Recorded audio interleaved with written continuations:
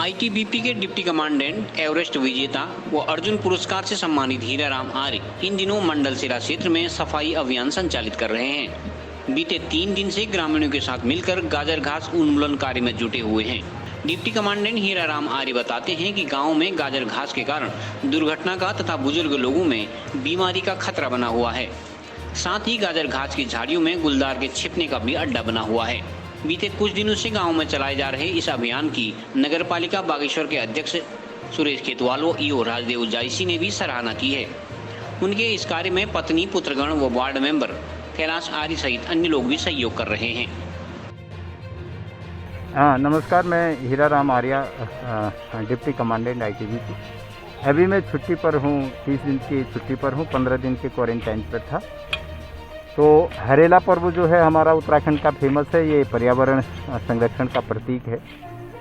तो वैसे तो मैं हर छुट्टियों में पहले जो हमारे छोटे छोटे लिंक गांव और खेतों में जाने वाले रास्ते होते हैं, यहाँ पर महिलाओं के लिए आने जाने के लिए वो घास की गठरी ले जाते हैं और अपना खाद डालने के लिए आते हैं, गोबर डालने के लिए, तो उनको असुविधा होती थी। उन रास्तों को मैं क्लियर करता था। अभी शाम और सुबह में घूमने के लिए इस रोड पर निकलता था। तो यहाँ पर क्या है, ये रोड रिफ्लेक्टर हैं, ये पूरे बंद हैं। गाजर घास ने पूरे रोड को कवर किया हुआ है। उसी में लोग पैदल चल रहे हैं, उसी में गाड़ियाँ चल रहे हैं, तो एक्सीडेंट का खतरा है। इससे कोई नहीं बच सकता है। 1-2 महिलाएं मैंने सुना कि वो एक्सीडेंट के शिकार भी हुए हैं। तो मैंने सोचा इसको कोई न कोई इस मुहिम को उठाए। तो मैंने इसको डाइवर्ट किया।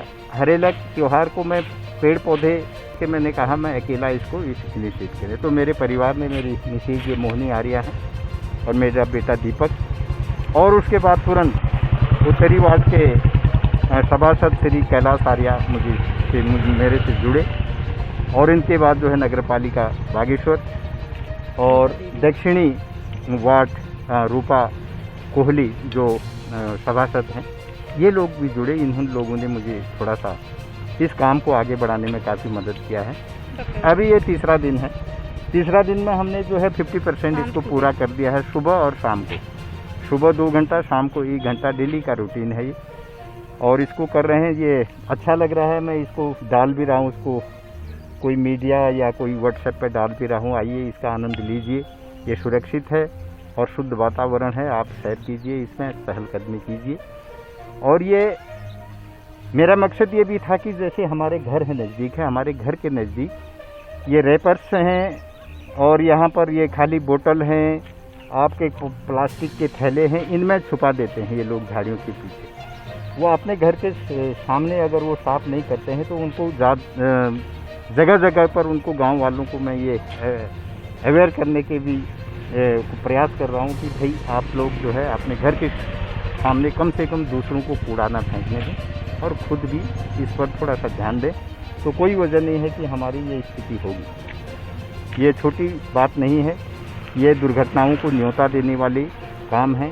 इनको अगर हर स्तर पर जो आम नागरिक हैं उसको जोड़ देंगे तो शासन प्रशासन भी करेगा। 100% कोई शासन प्रशासन या कोई संस्था नहीं कर सकता है, चाहे मैं भी हूँ, मैं भी नहीं कर सकता। ये भी कर दिया।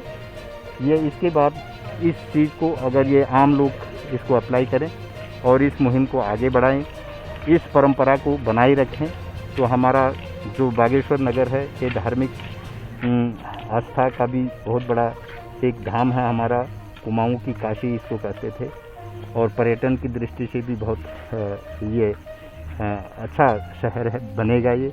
और इसको खूबसूरत और अच्छा बनाने में सभी को योगदान देना चाहिए। बस यही एक छोटा सा प्रयास था हमारा।